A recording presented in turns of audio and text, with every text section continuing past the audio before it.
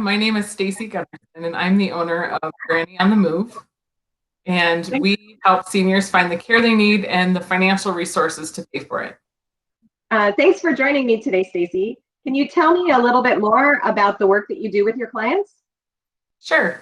We help people find the care they need and the money to pay for it, as I said. And so we do an initial assessment that helps us determine exactly what needs they have. And we assess their care needs, their financial abilities, their geographical preferences, and also their social needs and what kind of family support that they have.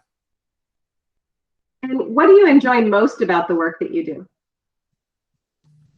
Just the people, honestly. I think everybody has a story to tell, and 90-year-olds have the best stories. So much more than we have, and I just feel like we have a lot to learn from them, and I'm much more interested in looking through things through their eyes than I am at the world today, to be honest. I just love spending time with them.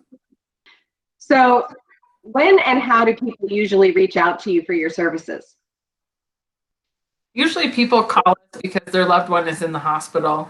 Some sort of crisis has come up, whether it be a fall or an urgent health need, and they end up hospitalized, and it's become apparent to everyone that they can no longer live at home safely.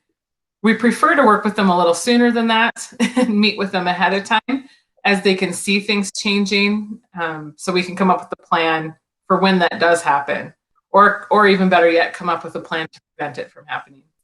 But usually they call us or they find us on the internet. Many of them are referred to us by their doctors.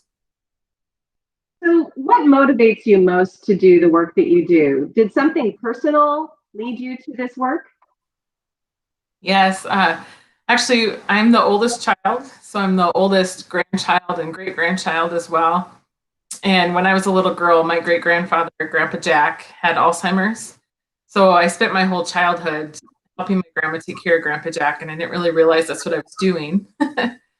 I thought I was just entertaining him so she could cook dinner when I got out of school, but it was a great prerequisite for what I would end up doing with my life. And when I went to college, I got a job working as a CNA in an Alzheimer's unit, and I realized that I loved it. It felt like going home for me because I had spent all those years with my great-grandpa. I just kind of learned to play along, and living in their world was way more fun than the real world anyways. Do you have some advice you would like to share with our viewers?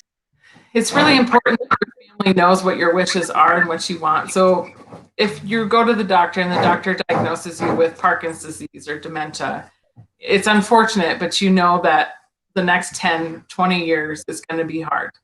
So my advice to people is just to make sure that you sit down and you talk through some of those hard conversations at that time and really think about it. Nobody wants to think about that, so they just ignore it until it happens. But you're really being given a gift by knowing what's happening in the earlier stages. You're of sound mind, and you can make some of those decisions for yourself. And it's not just a gift for yourself, but it's a gift for your family as well.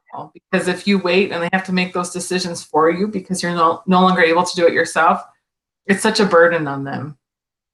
And then they wonder, there's a lot of guilt involved, and they wonder if they made the right decision for you. So just think through it and write stuff down so people don't have to do that for you. That's my advice to people. Do it as soon as possible. Well, thank you so much for sharing your wisdom, your advice, and for joining me this afternoon. Well, thank you.